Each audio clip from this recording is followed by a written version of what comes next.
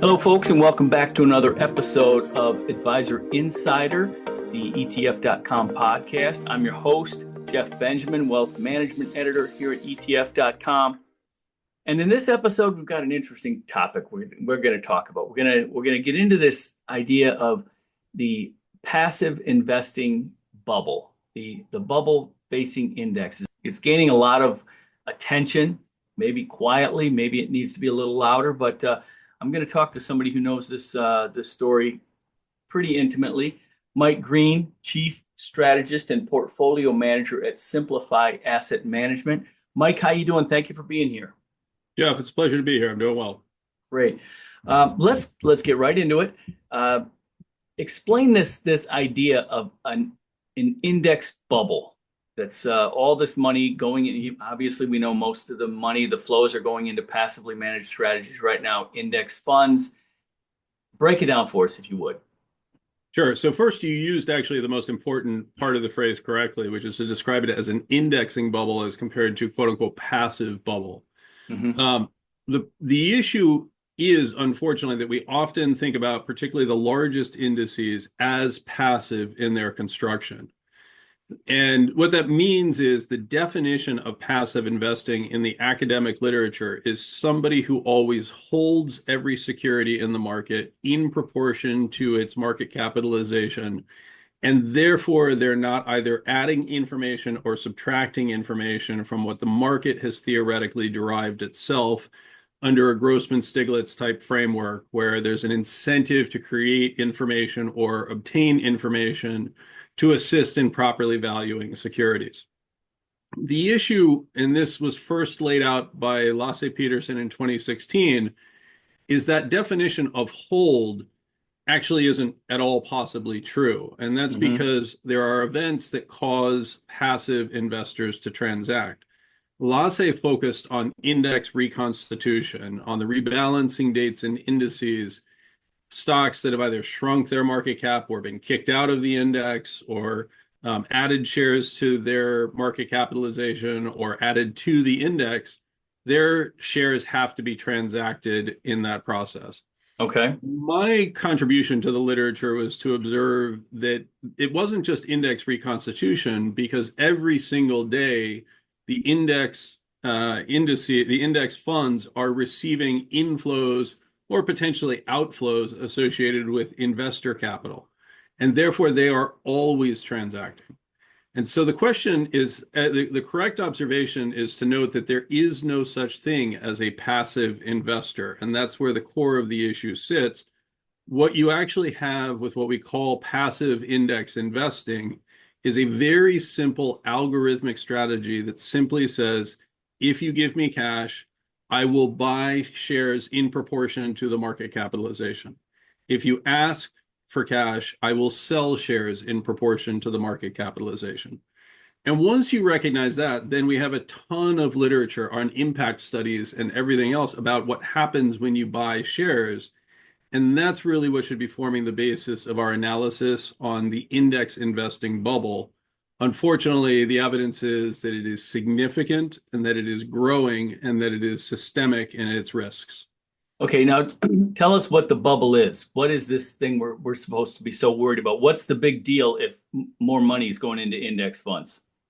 Well, the issue is that when you create strategies like target date funds or automatic withholdings from 401ks, that automatically flow into these systematic strategies that simply buy in proportion to market capitalization, that you have removed the thinking portion from the market and are actually reinforcing certain components.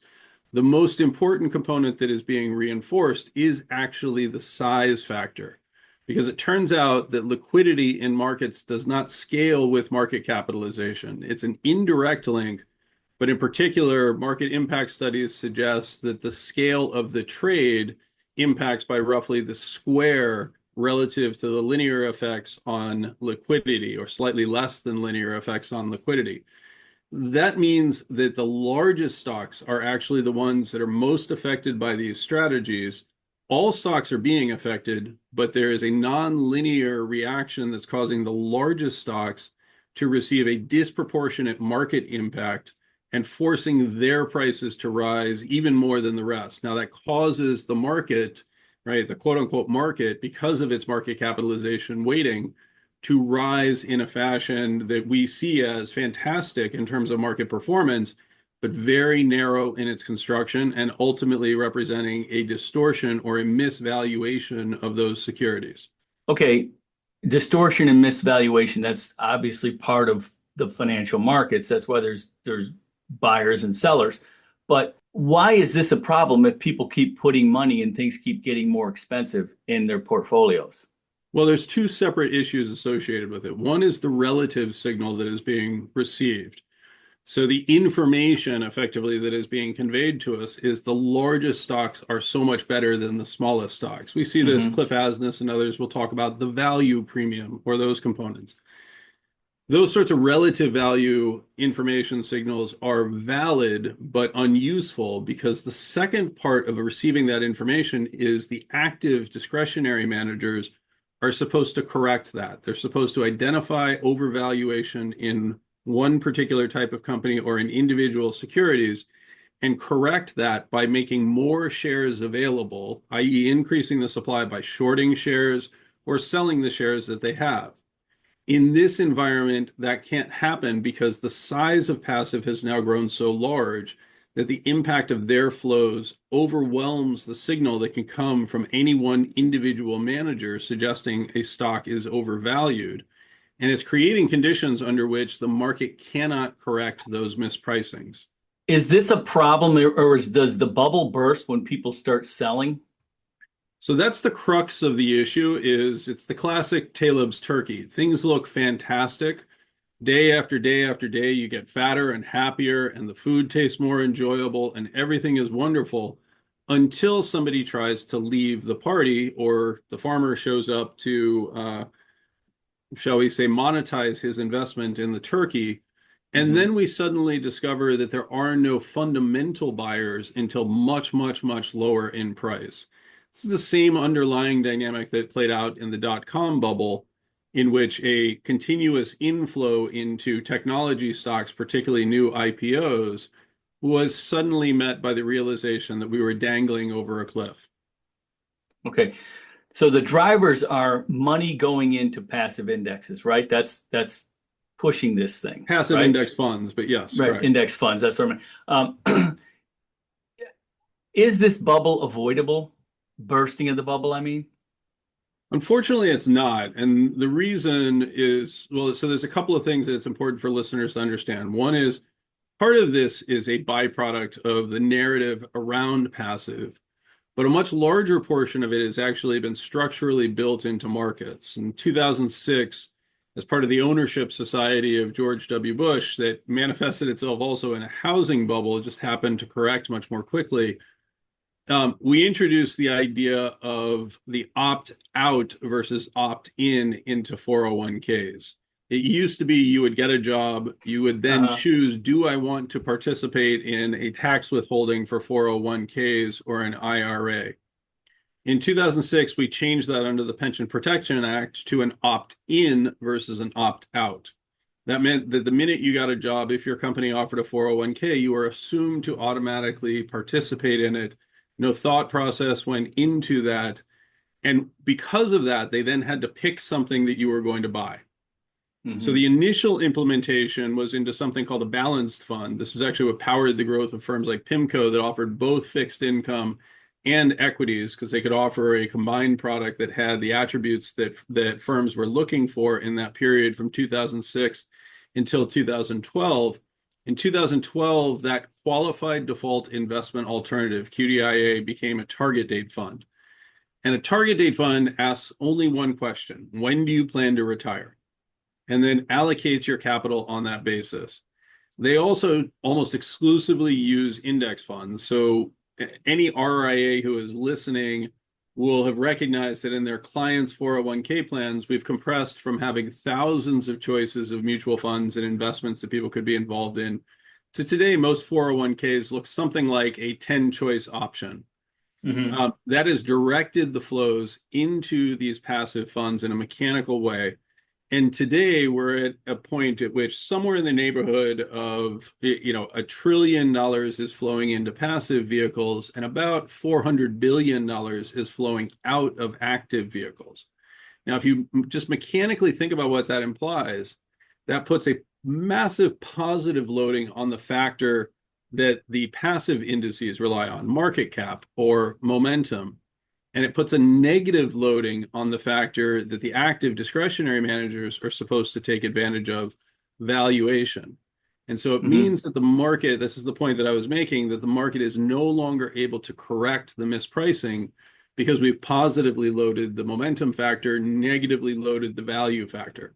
Now, why does this ultimately reverse? Because contributions ultimately turn into withdrawals.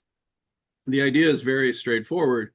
All contributions are always going to be a function of income levels or available credit, margin debt, or levered funds, for example. All withdrawals are always going to be a function of the asset level. I withdraw through 401ks or IRAs a fraction of my wealth on some Mm-hmm. level that allows me to say I meet my long-term objectives, right? Passing on an inheritance or not running out of money before I die are fairly common strategies.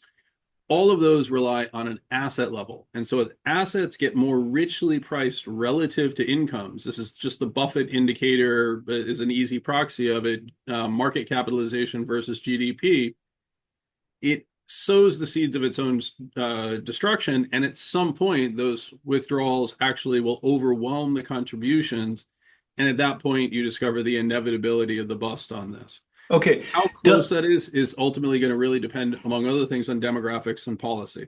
right. That's what I want to get into. This assumes that outflows are going to be greater than inflows at some It point. doesn't assume it. That's actually just a mathematical property of a system that has valuations rising. Okay. What about active management? Is active management contributing to this? And is that a potential solution? Well, one of the key things to understand is there's always been a multiplier associated with funds, and this is a direct violation of the efficient market hypothesis. So the efficient market hypothesis presumes that what we're actually transacting in is information, and that information somewhat magically transmits into higher returns. How did I know I had better information? Because I have higher returns than another investor. That's not really true. What actually drives markets is transactions, and we've discovered that markets are far less elastic than we had thought they were. In particular, the estimates on the efficient market hypothesis is because every buyer also has to have a seller, that a dollar into the market has very little impact on market capitalization.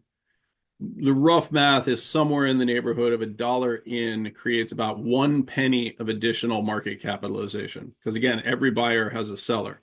Mm-hmm. In 2020, two academics, Xavier Gabay at Harvard and Ralph Koygan at Chicago, wrote a paper called the Inelastic Market Hypothesis, where they directly measured what the elasticity to flows was. And they found on average that that multiplier was more like 8. So in other words, each dollar in creates $8 of market capitalization.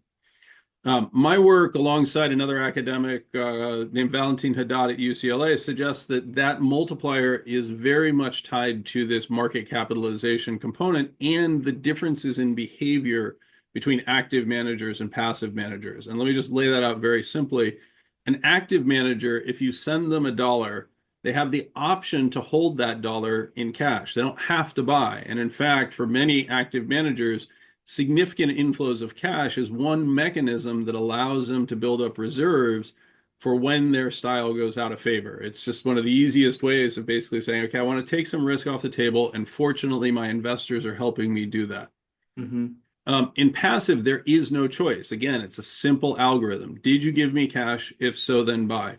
What am I going to buy? I'm going to buy all the stocks in the index in proportion to their market capitalization, disproportionately affecting the largest companies.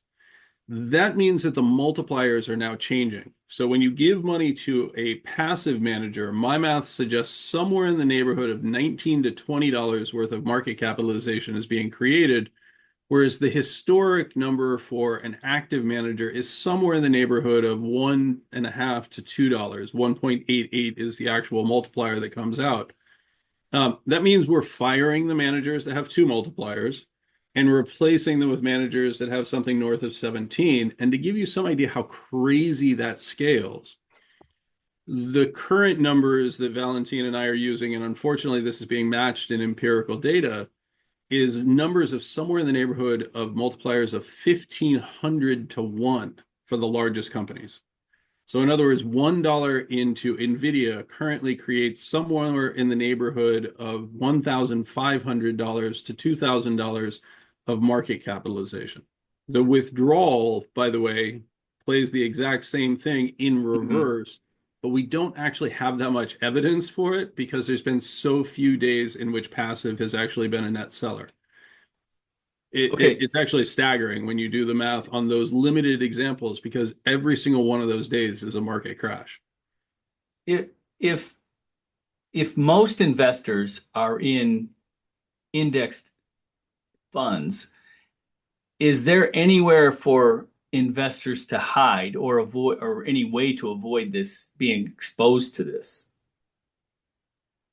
The quick answer is no. We're all exposed to it because, among other things, the higher value of the stock market creates the perception of wealth, which people are then more willing to spend or can obtain credit to spend. And so there is actually a fundamental impact of this dynamic in behavior. It also, by the way, influences Federal Reserve interest rate policy. And so there's another angle by which it influences behavior. It also influences the willingness of these companies to hire staff and employees. There's a fantastic paper written in 2003 in the aftermath of the dot-com cycle by Michael Jensen about the impact of overvaluation on the agency problem, how corporations manage themselves. And an overvalued stock just consistently overspends, which means that they in turn are hiring too many people, buying too much stuff, doing all sorts of behaviors that is actually uneconomic for them if they had the correct price signal to them.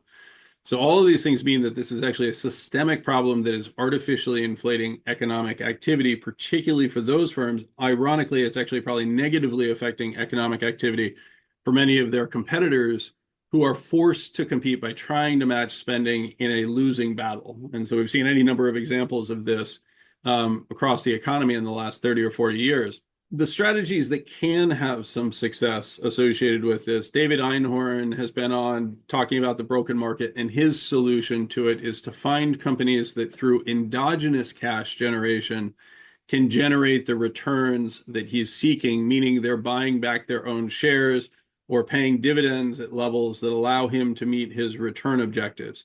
I would describe that strategy as basically invest for what you want, not what your neighbor wants, right? You can also take advantage of the fact that these strategies ignore obvious signals of value in areas like fixed income, where just like in 2000, we're seeing what I would estimate to be an unconscionably high level of real interest rate, north of 2%, in an economy that has much lower growth potential than it's had historically. So you could choose to take advantage of the relative disinterest in fixed income that is occurring because of this and the false signal that is being received by the Federal Reserve to keep interest rates higher than it otherwise would. The last strategy that I would encourage people to consider are simply trend following strategies, because ultimately they will respond to the changing signals. At our firm, Simplify, we have a managed future strategy, CTA, that incorporates these signals but intentionally avoids the equities market because we don't want to be exposed. We don't want to have our investors who are already running equity-centric portfolios overexposed to the equity factor. It picks that up through trending components that would ultimately be correlated to equities. So those would be three strategies that I think can be used, each one independently and each with their own individual risks and opportunities to invest and avoid at least the worst aspects of this phenomenon. Okay. It sounds like if this unfolds as you're suggesting it will, that anybody exposed to the equity markets would be hurt, right? Yeah. So fixed income, gold, real estate, are those safe havens? Well, real estate is negatively affected by the economic activity to a pretty extreme degree because it Oh, tends to right. carry Okay. leverage associated with it. There is the offsetting component of what is impacting the valuation of the real estate. If it is interest rate constrained, then it could theoretically benefit for reasons that we've talked about.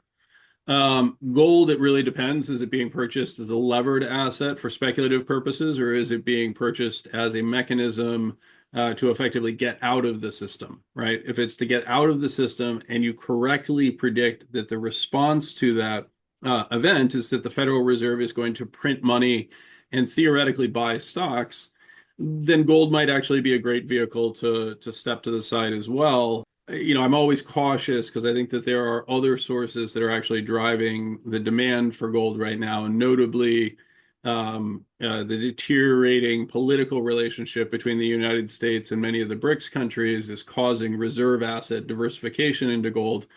The question is that a structural phenomenon or is that a temporary phenomenon that will ultimately reverse itself, particularly if I'm correct and this type of event occurs?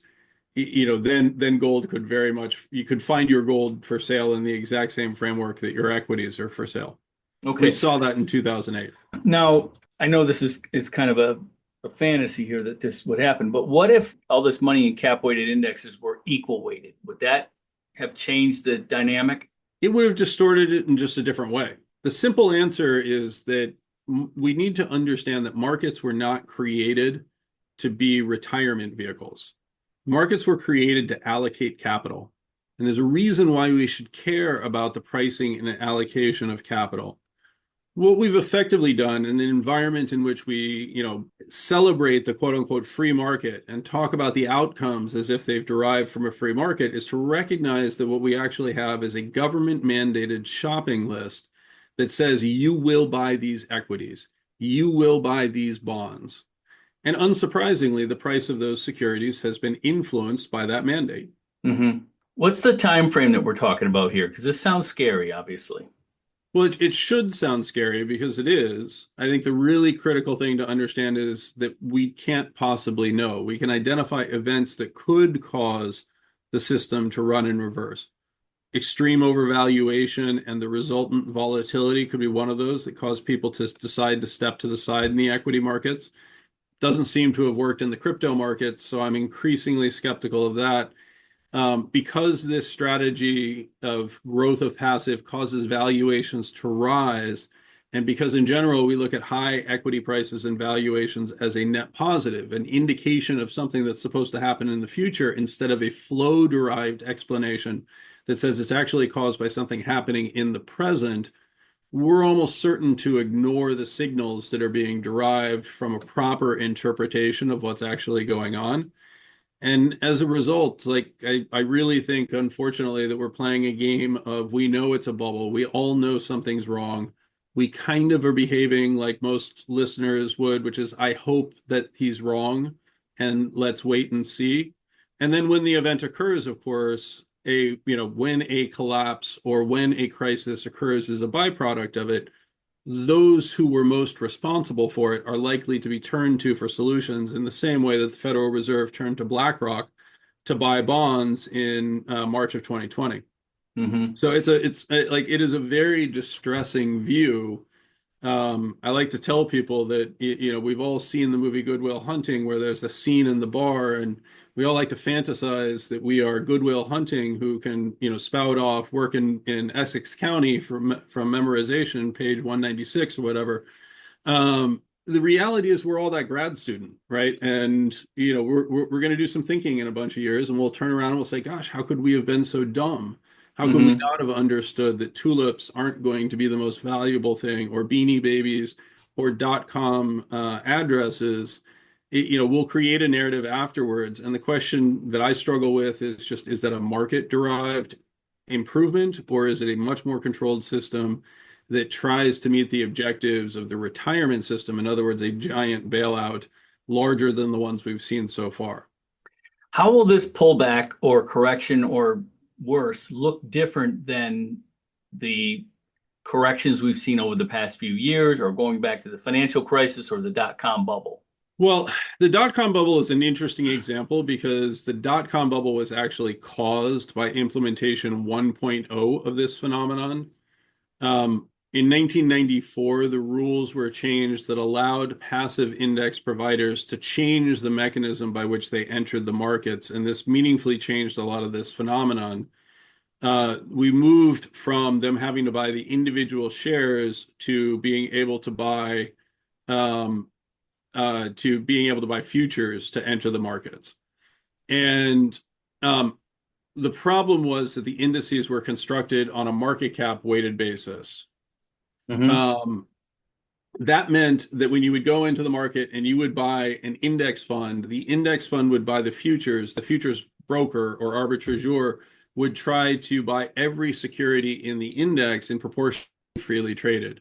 That Venn diagram overlap between technology and new IPOs were companies that had a high proportion of insider share ownership. And many of your listeners will remember the 1990s where we used to extol insider ownership, how important it was as a signal that the management team was aligned, et cetera, created a lot of the arguments behind stock-based compensation today. The reason that we cared was because of this phenomenon. And that overlap in the Venn diagram with new IPOs, low float, and technology shares meant that technology shares were the ones that outperformed. In turn, they were in demand, and the street helpfully manufactured those companies through IPOs. That changed in 2003. They changed the indices to float weighted, and that bought us additional capacity. And now we're basically just watching the dot-com cycle play out in that size factor that I illuminated before.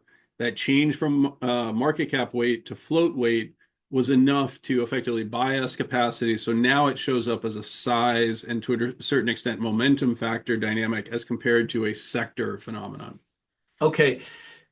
Three quick questions here as we wrap up here. Would cash be a way to ride this out?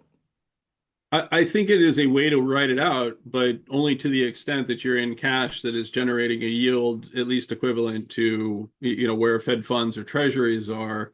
You also want to make sure that that cash is not encumbered in a way that prevents you from obtaining access to it in that correction. Uh-huh. That would suggest that you want to be very careful with something like gold or anything else as the core of that exposure. Okay. And then could you be wrong? And I know you're not the only one who thinks about this, but just could this be wrong? Incorrect forecast. Sure, of course it can. I will tell you that when I actually started this work and prior to my work on XIV and Volmageddon, which is, that was kind of my giant yawp of this matters sort of stuff. Um, Prior to that, I actually traveled around the world as I began to uncover this in 2016 and 2017. I traveled all around the world meeting with the smartest investors. I've been very transparent in my analysis, and I've openly encouraged people to push back and criticize. And we are now almost 9 years into that process, and nobody has been able to say, here's why you're wrong. So I desperately hope I am, because it is scary, as you're pointing out, but I'm pretty sure I'm right. Okay. And then finally, how are you investing with this in mind? Um, well, the quick answer is that depends, right? So, as the chief strategist of a firm with north of 30 different individual strategies, it's very hard for me to say exactly, what I'm doing in any way, shape, or form. What I ultimately fall into the camp of, I think that there is tremendous value in things like tips. I think that there is tremendous value in fixed income right now. And I think that the system is incapable of picking that up because of the features that we've talked about. At the Mm-hmm. same time, as long as these flows maintain, you're going to see continued outperformance of large cap equities, basically the S&P 500, to a lesser extent the NASDAQ, which has some interesting permutations associated with it that make it a little bit less attractive in this framework, but ironically larger cap than the S&P, and so it has been a net winner. Um, but it's very hard to argue that you shouldn't also be basically riding the bubble in the George Soros framework. Mm-hmm. Okay. On that note, I hope everyone has a wonderful rest of their day and is able to sleep tonight. Thank you very much, Mike, for all of that detail and for walking us through it and explaining it. And thanks for answering all my questions. We'll keep a close eye on this, and we'll definitely keep in touch with you. Again, I want to thank Mike Green, Chief Strategist, Portfolio Manager at Simplify Asset Management. I'm Jeff Benjamin, Wealth Management Editor here at ETF.com, and this is Advisor Insider. Thank you for listening.